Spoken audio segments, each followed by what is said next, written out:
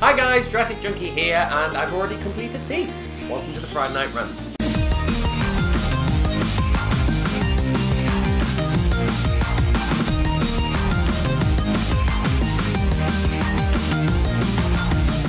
So yes, for the first time ever in my life, I've actually completed a game before it was actually released. So luckily enough, Shot 2 delivered it a day early, and I just sat and played it non-stop for about 10 to 12 hours and completed it start to finish and sold it already. Now a few of you might be thinking, oh, if you sold it already, is it a bad game? No, I actually think it's a really good game. But I am actually going to do a review on Sunday and break down what I actually like and love about the game. But saying that, I've put it in the post this morning and I kind of already miss it. So let's just jump in then, and before we actually start, I need to point out there isn't a sponsored by drink because I completely forgot. I've got an empty glass and I pressed record and I was like, am I missing something? But I'm sure we'll be able to carry on. So the first thing I want to talk about then is console wars. And no, not the typical console wars that you think, the PlayStation versus the Xbox. It's actually Sega versus Nintendo.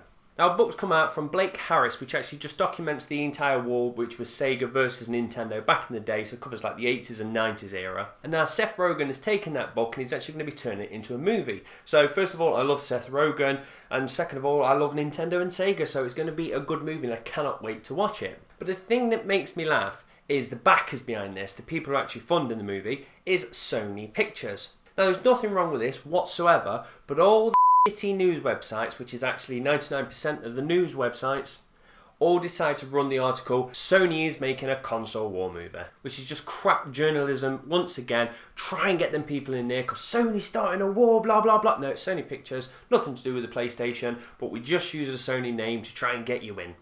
But either way, it's going to be an interesting movie and I cannot wait to see how Seth actually plays this out. So the first thing I want to really talk about this week is a thing called Bullshot. Now the word Bullshot was originally created by Penny Arcade in one of the comic strips, and I think it's one of the best ways to describe what's being done. So what is a Bullshot? Well, a Bullshot is a bullshit screenshot. Bullshot. And we've seen millions of bullshots in the past where a developer's making a game and it might look absolutely brilliant and they release this bullshot, and then when we play the game it looks nothing like it whatsoever. So that's where the coin bullshots come from, and that's the best way to describe something that they said you're going to get and you get something completely different. Now what actually got me onto the term bullshot is when I was surfing around Reddit, somebody actually put some screenshots up of the new Rambo game. So as you can see above, this is actual screenshot apparently from the game, which looks really nice. I definitely want to jump in and play that game. And here's somebody on a very high-end PC on max ultra graphics, and this is what the game looks like. So as you can tell, there is a massive bullshot in place there. They've actually embellished the game, they make it look better, they've put flares on there, they've done everything they can to make you go, I want this game, and then when you play it, you cannot actually get those results. Now a few times we've actually seen that sometimes when a game's coming to both consoles and PC, they'll probably use the PC footage, and then what you get on the consoles, not like the PC, but that I can kind of understand. But at the end of the day, that's not really bullshotting. They're kind of going, this is one of the versions you could have. But the thing that annoys me is when they actually say, this is the version you're going to get on your console or PC, and if you max the hell out of it and you don't get those results, then that's when I call bullshot. Now bullshot's been around for absolutely ages. We've even had it all the way from the back of the days of Ghosts and Goblins, from the actual NES days. On the actual cover, you won't be able to quite see, so I'll just put a nice little image up above. And one of these, I don't know which one I'm pointing to, is actually from the NES game, and the other one's from the arcade version, but they put the arcade screens on the back of the NES cartridge to hopefully help sell. So this has been around for absolutely years. But the reason I want to talk about it this week is, one, to educate you, so when you see something you can go bullshot, and second of all, I actually want to pull Sony up for pulling a really blatant bullshot. Now, as we know, PlayStation 4 has some absolutely brilliant graphics like the Xbox One, but PlayStation seems to have the edge. It's got the hardware power, so you're going to get a bit better, more graphics out of the PlayStation. But when it came down to E3, we didn't kind of know what was going to be the best console. So both of them kind of went out and went, look what we've got to offer. Now, I remember when Microsoft went, this is Rise, and I went, oh my god, this is next-gen graphics, I cannot wait to get my hands on it. And the best thing was, there was a few parts I looked on Rise and was like, I think that's a cutscene, I don't believe that's graphics. But then when I played it, I was like, wow, this is non-stop graphics from start to finish. By graphics, I mean in-game play. But also at E3, we saw Sony's game called Deep Down. Now, this is made by Capcom, especially for the PlayStation 4. And they're actually showing some screens, which I shall show you now. Now, these are just taken from the actual intro kind of thing. So this isn't gameplay, this is the actual intro to the game. Now a few times games have actually gone, here's some intros, not told you that there was intro, so it's down to you to decipher, is that gameplay or is that just a cutscene? Now I'm kind of not too bothered about that because they're not claiming it's gameplay. But here is some gameplay of Deep Down. Now it does look nice, it's got a Dark Souls kind of feel to it, and I've got nothing bad to say about the graphics. But then when you compare it to what was at A3, these graphics are absolutely brilliant. Now a lot of people might be going, yes Jurassic Junkie, it is just an intro. Now as I said, that's fine, but if you look at this again, look at the bottom left hand corner and there is a fake HUD put onto the actual video, which has been put there to make people assume this is gameplay. Now when you actually play the intro, that HUD isn't there. And when you play the game, the HUD looks absolutely different. So either Capcom or Sony, I don't know who's to blame here, have decided to just put that fake HUD in the bottom left hand corner to make you believe that that's gameplay.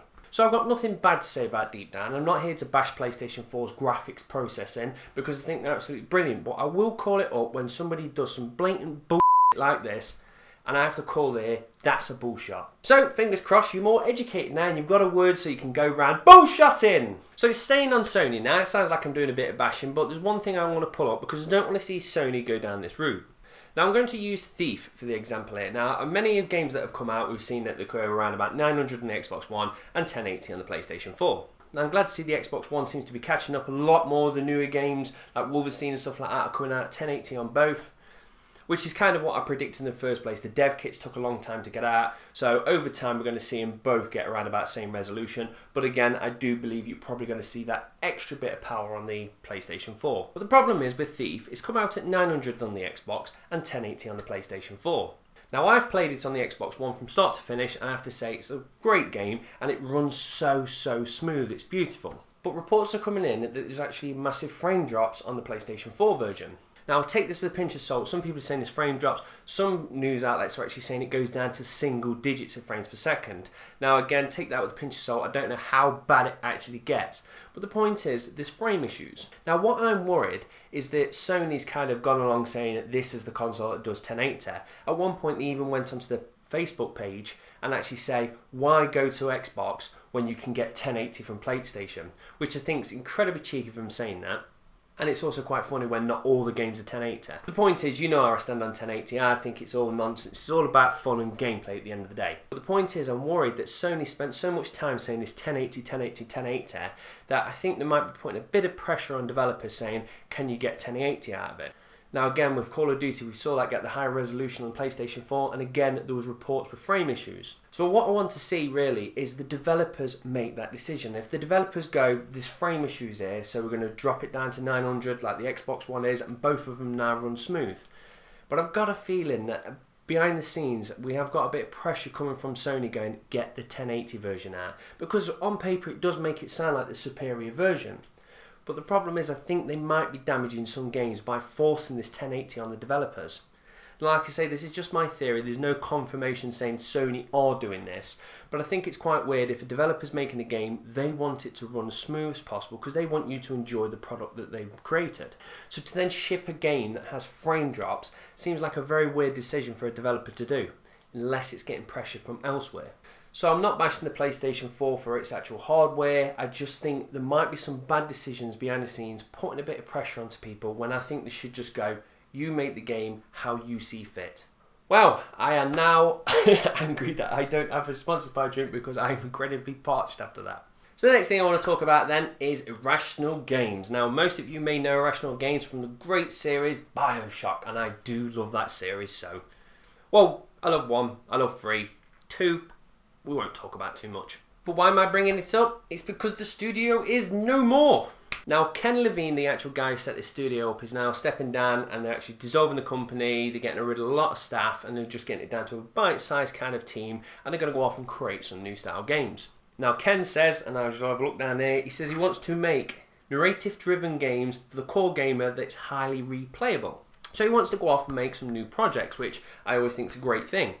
The thing that I have to respect is Ken says that at one point, because these games are a bit out there, they're a bit crazy, sometimes publishers don't go for them, and that's when we see games like that tend to go to Kickstarter. They get the crowd surf funding and they can go off and create some masterpieces, because at the end of the day some publishers kind of give the money to the obvious FPS driving RPG style games. And if you kind of break out the box, that's sometimes when you don't get your funding. But Take-Two have actually turned around and says they're happy to keep them on board and actually fund this. So I think it's great that Take-Two is going to take this risk. Mainly, they're probably going to take the risk because the franchise has done great in the past, so they go, well, the guy's made us loads of money, so let's throw some more at him.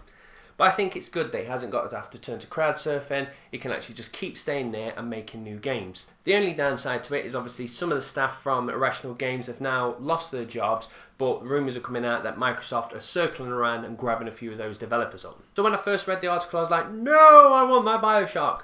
But after reading into it, I think we might get some creative new games coming out of it. The people that lost their jobs might be getting new jobs at Microsoft. So all in all, I think it's actually a good story. So that's pretty much me done and dusted. And for this week's question of the week, I actually want to pick one for myself. And that is, where do you shop for your games?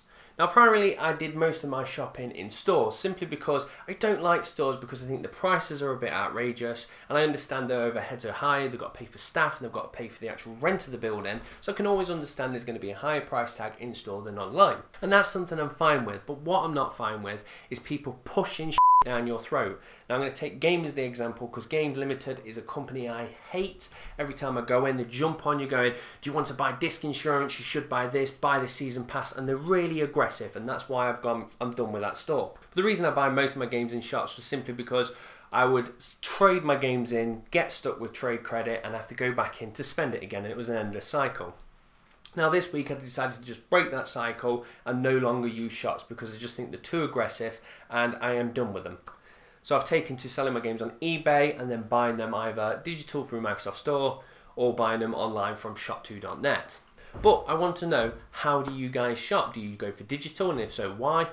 Are you going online because it's cheaper? Or are you trying to keep these shops alive? Because at the end of the day, it is nice going into a shop and looking at end games and going, I don't know what I want to buy, and fingering through all the different cases. So are you one of the odd few now that is still trying to pump money into the high street to keep them alive? So that's me done and dusted, guys. I'm going to be doing a few videos this week because I've been lacking in the reviews, and I've decided to do a new review process, and I'll talk about that later on.